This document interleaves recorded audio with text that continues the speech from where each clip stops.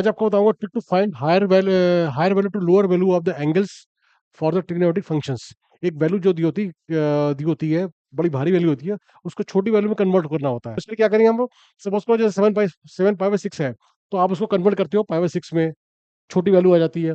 फिर 6 pi by 7 की तो कन्वर्ट करते हो 5/7 में, क्योंकि बड़ी वैल्यू की तो वैल्यू मालूम नहीं होती है, तो उसको छोटी एंगल्स में हम कन्वर्ट कर लेते हैं। ठीक है, उस तरह से 5/2 बाई कन्वर्ट करते हैं 5/2 में। तो इसकी ट्रिक क्या है, तो इसका हम क्या करेंगे, इसका हम एक देखेंगे एंड ये वाला पार्ट, फ्रैक्शन पार्ट देखते हैं हम लोग एंगल का। पाई हटा दो एक तरफ से, तो 7/6 हो गया, 6/7 हो गया, 5/2 हो गया। इसको मैंने मान लिया n1/n2। n1 क्या हो गया, न्यूमरेटर पार्ट हो गया, और n2 क्या हो गया, डिनोमिनेटर पार्ट हो गया। n1 जैसे 7 हो गया, और n2 हो गया हमारा 6। अब देखो कि वैल्यू इसकी एक से कम आ रही है, एक के दो के बीच में आ रही है, दो से बड़ी आ रही है। तो हमने क्या करा, 7/6 को लिखा n1/n2, एक्स वैल्यू एक्स एक और दो के बीच में आएगी। 6/7 की वैल्यू 6/7 की वैल्यू इसको n1/n2 कर दिया, इसकी वैल्यू 1 से कम आएगी। और 5/2 की वैल्यू कर दी इक्वल टू n1/n2, इसकी वैल्यू 2 से ऊपर आएगी। अब क्या करा आपने, इसको एक वो चार्ट बनाया, एक लाइन खींच दी, 1 और 2 लिख लिया इसके बीच में। ठीक है, जो वैल्यू 1 और 2 के बीच में आती है उसकी वैल्यू लेंगे पाई प्लस थीटा।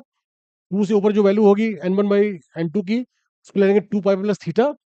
और 1 के जो अंदर होगी नीचे होगी पाई माइनस थीटा। ये ऑलवेज क्या करोगे, हमने करा किया कैसे, क्या कैसे आया इसका। अब देखो 7 पाई बाई 6, मैं करूँ 7 पाई बाई 6 हो गया, कि किस में फॉल कर रहा है, ये एक और दो के बीच में, पाई प्लस थीटा। थीटा क्या आ जाएगा, ये आ गया पाई बाई 6। फटक से निकाल लोगे कि हमें पाई प्लस थीटा क्या रखना है, थीटा की वैल्यू निकाल लो इसमें से। अब इसका 6 पाई बाई 7 निकालो, 6 पाई बाई 7 क्या आ जाएगा, आगे वैल्यू है वाली। अब इसका ये निकालो, अब ये वैल्यू निकालो 5/2 कैसे निकाल, 2, ये वैल्यू आ गई आपकी। ओके, तो इस तरह से याद रखो। Thank you.